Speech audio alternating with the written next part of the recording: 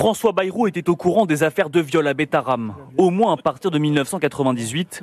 C'est en tout cas ce qu'affirme Christian Mirande. À l'époque, François Bayrou va à la rencontre de ce juge en charge de l'affaire, une rencontre d'ordre privé.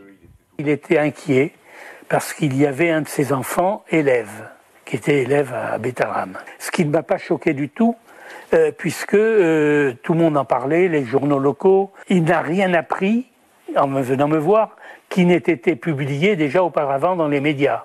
En plus de son fils, qui est donc à l'époque scolarisé dans cette institution catholique, sa femme y donne également des cours de catéchisme.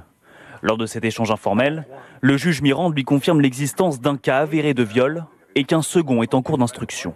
Est-ce que vous vous souvenez de sa réaction quand même?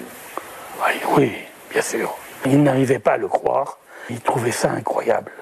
Ce témoignage du juge Mirande interpelle quand on sait que François Bayrou a assuré en début de semaine devant les députés qu'il n'était au courant de rien. Je n'ai jamais été informé de quoi que ce soit de violence a fortiori sexuelle.